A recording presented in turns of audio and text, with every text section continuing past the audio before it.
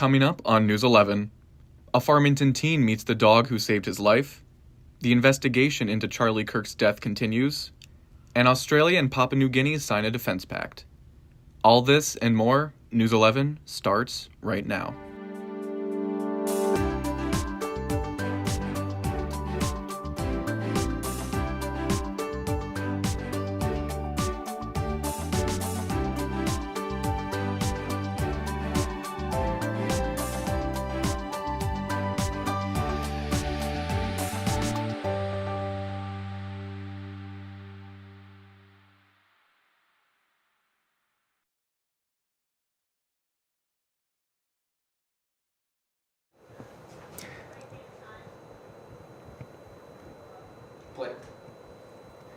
Good evening and welcome back to News 11. I'm Alex Matt. And I'm Jenna Gorton. We have a lot of exciting stories to cover, so let's get started with your local news. The Village of Fredonia has concluded to buy water from the North County Water District and is now looking for a seat on the NCWD Administrative Board. Voting was delayed at the NCWD board meeting because there was not enough members present. The sick board member, Priscilla Penfold, who asked to stay home unless another member was needed, was elected to be asked by board chairman and Pomfret Town Supervisor Dan Pacos to attend for a quorum. Fredonia's Board of Trustees has set a plan to apply for a grant funding, which includes the construction of a new water tank and pumping equipment. Pacos said that the water costs in the district should lower due to the increase in water use. This week at Queensbury, New York, Fredonia runners got a taste of a state course. Some of the top teams from across the state were invited to race against each other. Fredonia's own high school teams were among the top 10 and 20 runner-ups in the competition, with Fredonia's boys team taking 6th, the girls team taking 13th in Division 1. Jamestown's own teams had placed among the top 20, with their boys team placing 18th and their girls team placing 19th. This event marks an amazing experience for these teams to race cross country against some of the best teams in the state. The Village of Westfield announced their 3rd annual Grape and Wine Festival for this weekend, September 19th and 20th. The 2-day event is set to take place in 2 locations, downtown Westfield on 2 East Main Street and at the Grape Discovery Center on 8305 West Main Street. Downtown, there will be a variety of activities including live music, grape stomping, unique wine tasting, culinary competitions, and family-friendly activities. Make sure to also stop by the Grape Discovery Center for many specialty grape-flavored treats, including grape pies, ice cream, and popcorn. The Grape Discovery Center will have a variety of activities for both kids and adults, including a museum, tasting room, and gift shop for those who want to learn more about Westfield's grape industry. There will be a train for children to ride around the center and hayride tours of the vineyard and for its equipment. For more information, you can visit the Westfield, New York website and get the whole list of events for both days. United Way of Chautauqua County has recently begun its 2025 fundraising campaign. In the year 2024, United Way's efforts helped the lives of its locals with up to 50,213 times through providing food, tutoring, shelter, and answering calls. Amy Roller, the United Way director, had this to say, quote, "Through this campaign, we find the partners who help us power and mobilize community change so that everybody can thrive. That is why we are here. It is not about raising money, it's about deeper and broader and maximum impact," end quote. Back in August, Absolute Care in Chautauqua County announced it will be closing on October 20th. Last week, the company sent out a letter to the Department of Labor reporting that 93 workers will be affected by this closure. This change comes just over a year after the union reached a 2-year agreement within the facility and with 3 other Absolute Care facilities. Out of the 4 facilities, the Westfield, Allegheny, and East Aurora locations all went under an ownership change last year. The facilities in Allegheny, East Aurora, and Orchard Park will plan to remain open. Hispanic Heritage Month marches marvelously into town, honoring the anniversary of the acquired independence of Latin American countries. Hispanic Heritage Month started September 15th and will run through until October 15th. with this year's theme being Collective Heritage, Honoring the Past, Inspiring the Future.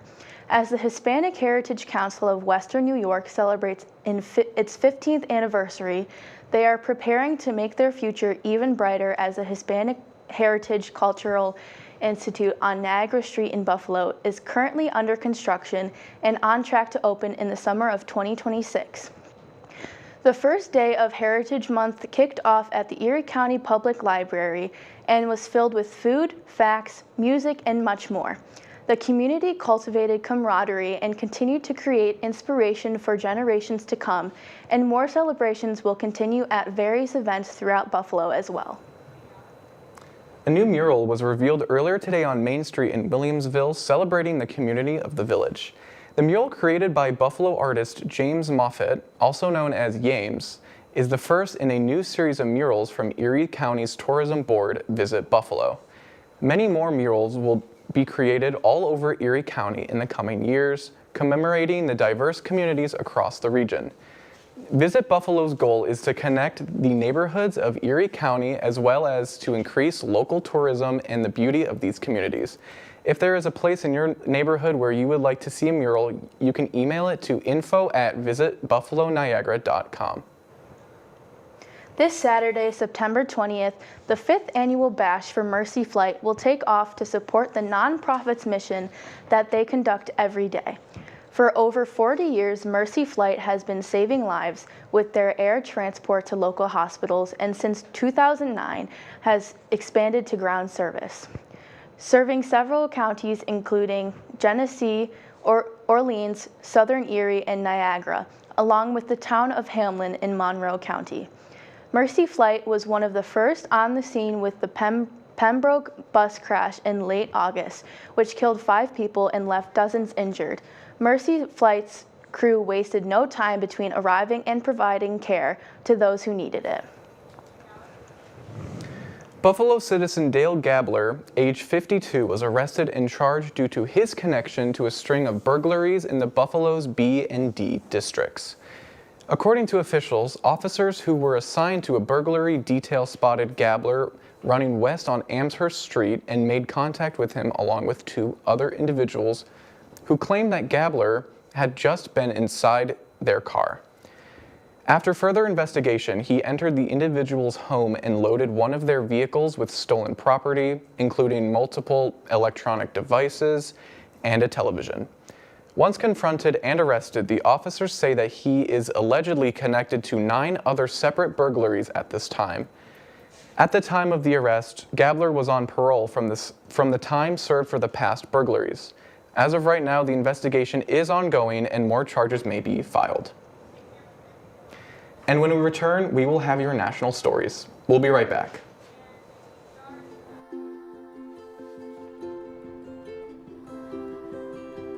To Sofia and Gabriel, mis flores, my little flowers. Even though these old knees can't follow on your adventure to the forest today, these flowers represent my love, so you can take me with you wherever you go, near or far. These stitches and threads join us together. Me, your mother, and both of you. And wherever you see a flower, a bird, a beautiful tree, know that my love is with you as you bring our colorful stories to the world. Make the forest part of your story at a park near you. Find one at discovertheforest.org. There was an old woman who lived in a shoe. She had so many children, she didn't know what to do.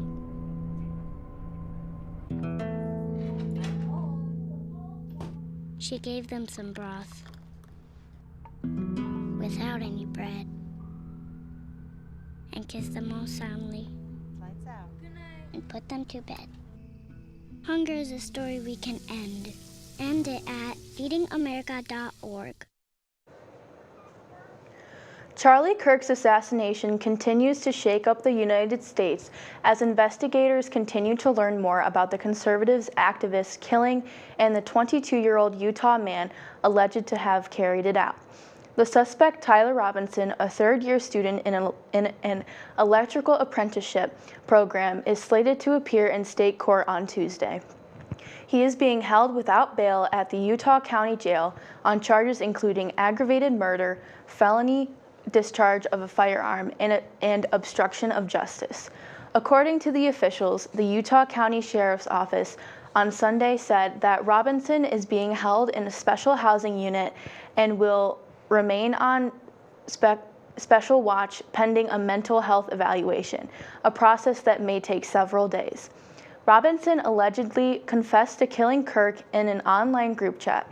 The post on Monday detailed messages sent by Robinson to a small group of people on the online platform Discord that showed he had, quote, bad news, end quote, and that he was, quote, me at UVU yesterday, end quote.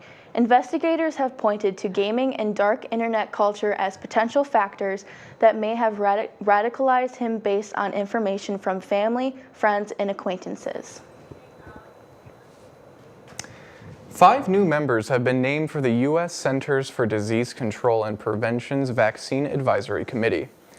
U.S. Department of Health and Human Services Secretary Robert F. Kennedy Jr. began preparing to appoint several new members to the Advisory Committee on Immunization Practices after removing all 17 previous sitting members, saying the panel was, quote, plagued with persistent conflicts of interest, end quote. Kennedy's claim was made with no evidence to prove, so the researchers at the University of Southern California found that conflicts of interest in the ACIP had been at a historic low for years. The new members appointed by Kennedy himself include Dr. Catherine Stein at Case Western Reserve University, Dr. Evelyn Griffin from Baton Rouge, Louisiana, Dr. Hillary Blackburn from Tennessee, Dr. Kirk Malone in Hawaii, and Dr. Raymond Polak. Many of these individuals have been critical against the nation's response to COVID-19, including being in support of an anti-vaccine nonprofit, claiming that vaccines have caused heart-related deaths and disabilities, and several making unproven claims about vaccines and how they are causing, quote, unprecedented levels of death and harm in young people, end quote. As these new members have been appointed, they will prepare for the next ACIP meeting, which is set for this Thursday and Friday, where the panel is planned to discuss vaccines for COVID-19, hepatitis B, measles, mumps, rubella, and varicella, and respiratory syncytial virus. This past Monday, Donald Trump announced that he is considering naming left-leaning anti-fascism group Antifa as domestic terrorists. He later released a statement saying, quote, it seems like something I would do, yeah, end quote. This was said in effort to limit the incitement of violence through what Trump calls, quote, a widespread network of left-wing radicals, end quote. Antifa is a loosely organized group without a set leader, the public who is unsure of who specifically Trump is addressing. As well as imposing the label of terrorist organizations, he is also discussing the placement of racketeering charges against certain groups with the assistance of his attorney general. The president has also brought up the idea of revoking tax-exempt status for liberal nonprofit organizations. Trump is looking to target his political opponents through these newfound actions warranted by the recent death of Charlie Kirk. As of present day, these actions are still up for question on Trump's behalf. Deputy Chief Stephen Miller supports Trump's claims, accusing the Black Lives Matter movement of launching riots. The chief deputy also said in the Oval Office, quote, the key point the president has been making is somebody is paying for all of this. This is not happening for free, and so out of the president's direction, the attorney general is going to find out who is paying for it, and they will be now criminally liable for paying for violence, end quote. Trump is adamant in his rhetoric that the left is responsible for political violence in the states. It is unknown if these statements and furthering actions will decrease the politically driven violence seen in America's culture today. In recent history, vaccine rates are in a rapid and swift decline. For the past 100 years, vaccines have substantially reduced the amount of infections and deaths from illnesses. But within the past 6 months, vaccine rates have been on a backslide. With the help of Stanford University, journalists from NBC have found vaccine rates for major diseases are decreasing. These vaccines include measles, rubella, polio, whooping cough, and diphtheria shots. 15 years ago, the average vaccine rate among kindergartners was roughly 90% for the measles, mumps, and rubella vaccine. Those same rates have gone down to nearly 70% for the same vaccines today. Vaccine rates are specifically lower in states with more lenient laws on mandatory vaccines, such as New Mexico.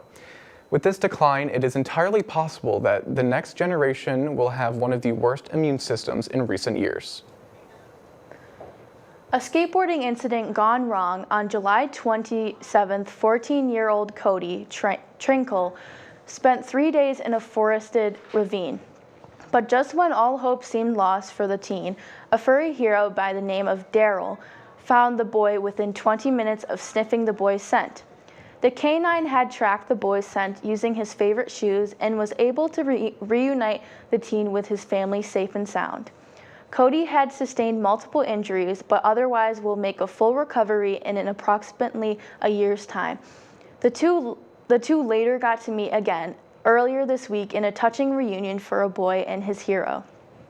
All Cody had to say to the canine was, quote, "Thank you, thanks Bubbas," end quote.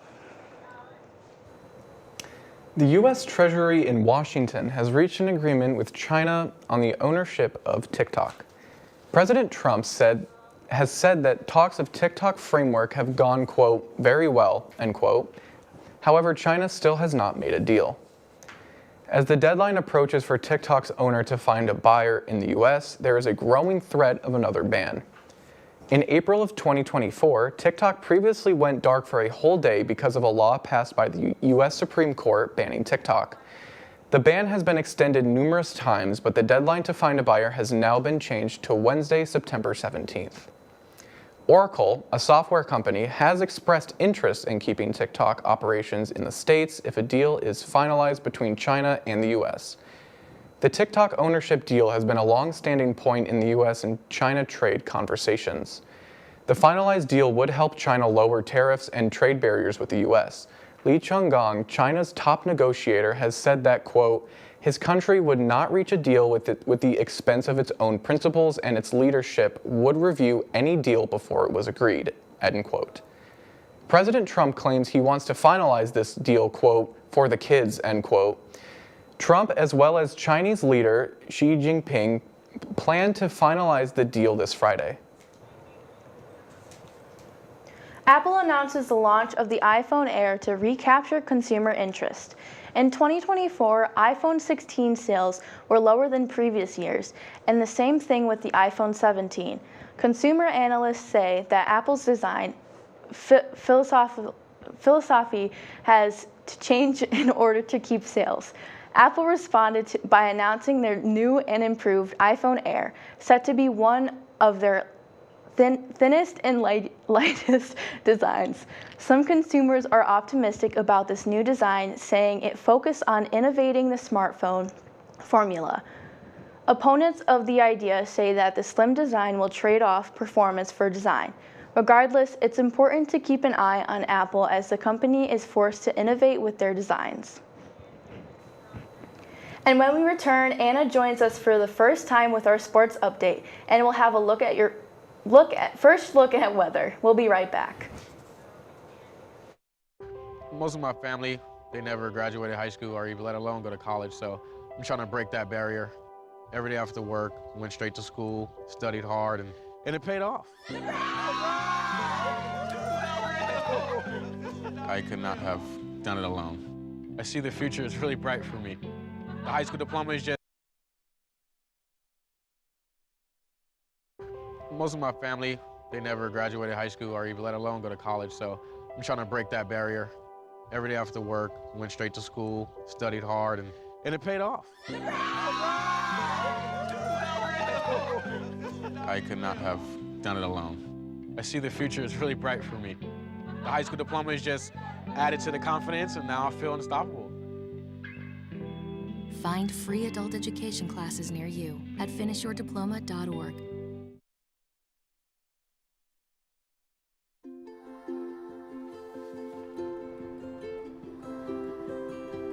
To Sofia and Gabriel, Miss Flores, my little flowers.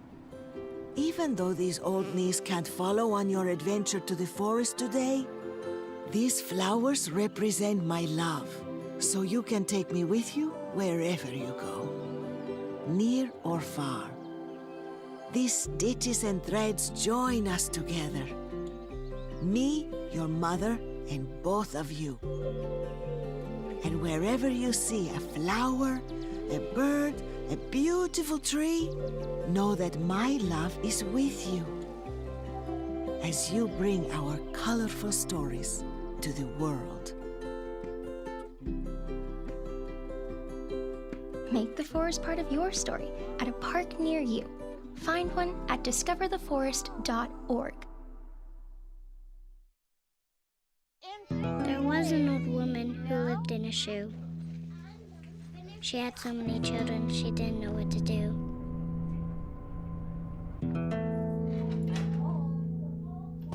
She gave them some broth without any bread and kissed them all soundly and put them to bed. Hunger is a story we can end. End it at feedingamerica.org. We're now joined by Anna, who will be giving us our weekly sports update. What's going on in sports, Anna? Thanks, Alex. Fredonia sports is back in the swing of things. Men's soccer has had a solid start to the season, with the game last night ending in a 1-1 tie against Nazareth College. The Fredonia women's soccer team fell to Penn State B-Ren Lions 0-1 and faced the Cardinals of Plattsburgh State on the road this Friday. Moving on to other fall sports, cross country has been on the road spending time in SUNY Brockport. Stevens Halberg has continued his pace from last year, leading the pack for the men's cross country team, finishing 28th out of the 163 runners. With the women's team being led by Amelia Cicento, she came in 38th place. Up in Buffalo, the Bills are back going 2-0 on the record. In week 1, Bills faced the Baltimore Ravens with a thrilling comeback in the fourth quarter, ending the game 41-40. This past Sunday, the Bills faced the Jets on the road, winning the game 30-10, only after a minor nosebleed for Josh Allen on the sidelines. Tomorrow, the Bills face the Miami Dolphins at home. Kickoff time is set for 8:15 p.m. And now we'll get your first weekend weather update from Alex. What's the weather? Thank you, Anna. Today was a beautiful day as we began easing into that fall weather. We started off with a cool morning, easing into a high of 76 degrees by mid-afternoon. We saw a mixture of sunshine and clouds throughout the day with some windy breezes in between. As we head into the night, we will continue to see temperature drop down to a low of 55 degrees. Tomorrow we will see that continue, that warm weather, once again starting off with a cool morning but reaching up to a high of 77 degrees. We will see sunny skies throughout the day, but as we head into the night, we will see some overcast clouds and drop down to a low of 59 degrees. We will continue to see this gorgeous weather this weekend, so stay tuned for Jenna's weather report. And when we return, we'll have your international headlines. We'll be right back.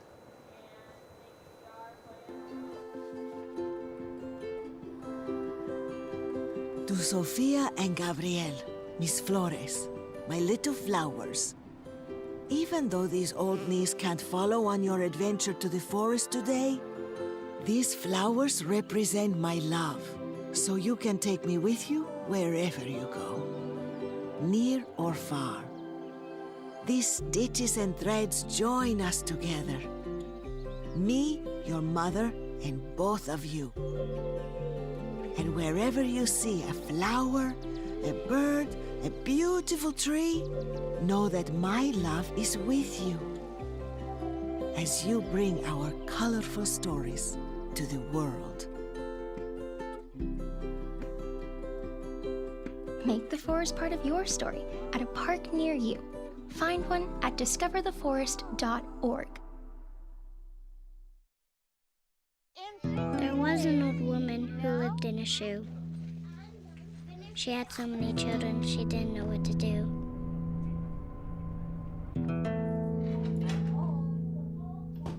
She gave them some broth without any bread and kissed them all soundly. Lights out. Good night. And put them to bed. Hunger is a story we can end. End it at feedingamerica.org.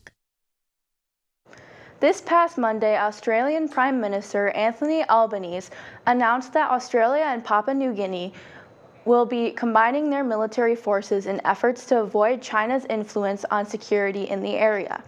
The pact will be signed officially on Wednesday, September 17th, the day after the 50th anniversary of the South Pacific Island nation gaining independence from Australia. A quote from Albanese regarding the new partnership reads, quote, "It provides for mutual defense, which means that we will provide support for each other," end quote. This pact allows the 12 million citizens from the Papua New Guinea and the 27 million individuals from Australia to join each other's militaries. Australia will be offering citizenship as a form of incentive to those who join from Papua New Guinea. Currently, Australia is only accepting potential recruits from their Five Eyes intelligence sharing partners, including the US, Canada, Britain, and New Zealand. This initiative was curated to strengthen the two countries' military units against possible negative Chinese security threats. Over 1.5 million Australians are at risk of having their homes be underwater.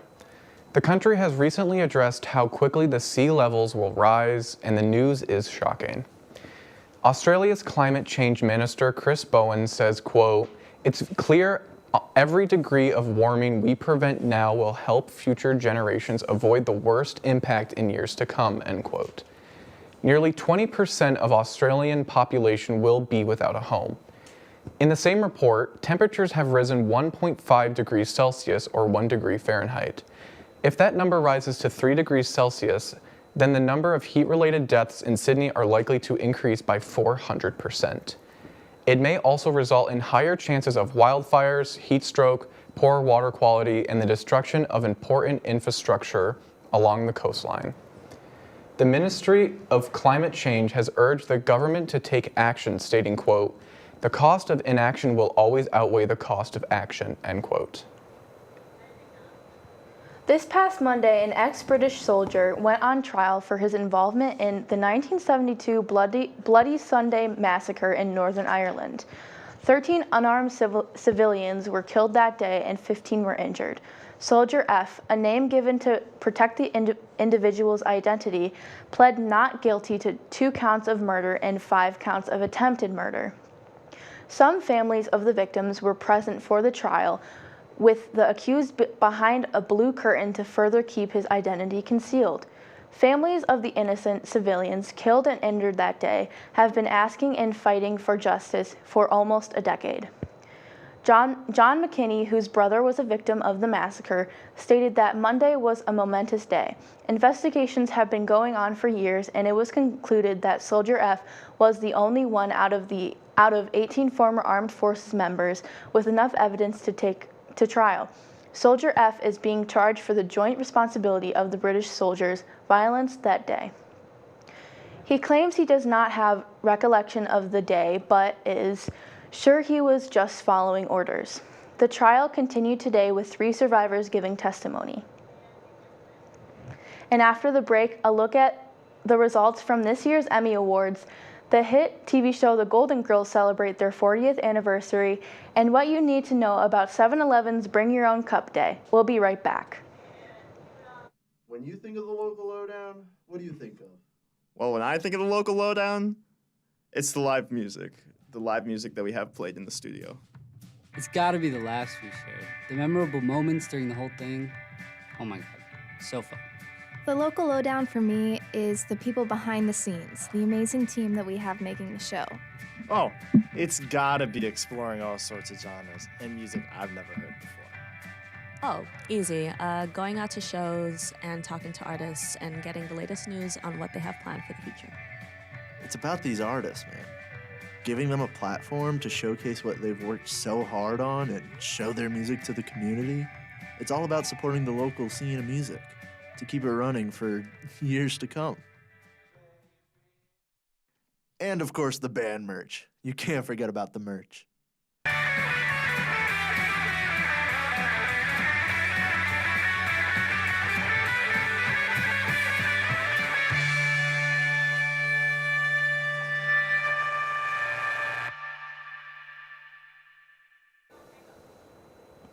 The 2025 Emmys took our attention this past Sunday with some big winners and historical feats. Adolescence took home 6 awards overall, but most notably being Best Limited on Anthropology Series. Owen Cooper became the youngest male Emmy winner ever. The adolescent actress Erin Doherty also took win as Best Supporting Actress. The Pit took home 3 Emmys, one of them being the Best Drama Series. After the announcement that CBS is canceling his show, Stephen Colbert went out with a bang, winning Best Talk Series. Tremel Tillman was the first black man to win Best Supporting Actor in a drama series for his role in Severance. That is just a taste of the winners from Sunday night.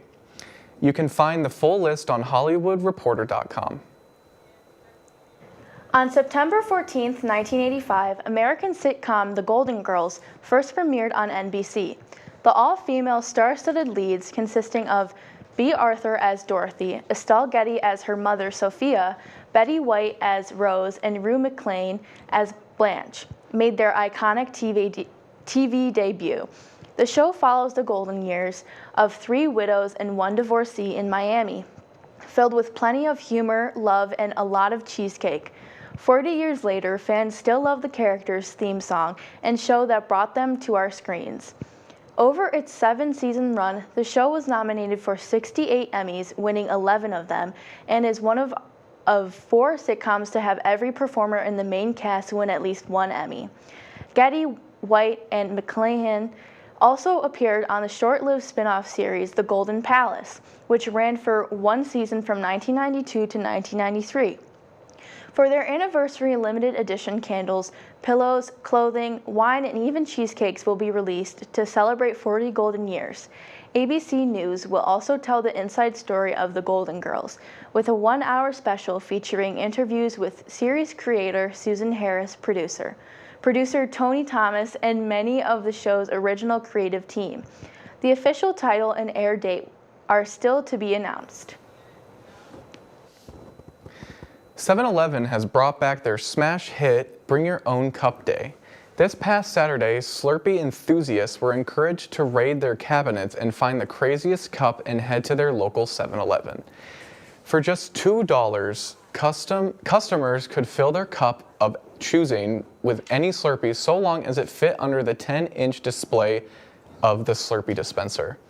In past years, customers have bought a mini gumball machine, a fishbowl, a sandcastle mold, a vase, and even a plastic jack-o'-lantern to fill their favorite Slurpee flavor. This was the first time since April of 2024 that 7-Eleven had a Bring Your Own Cup Day, and it was brought back just in time for the introduction of 2 new Slurpee flavors, Powerade Extra Sour Grape Shocker and Nerds Strawberry Slurpee.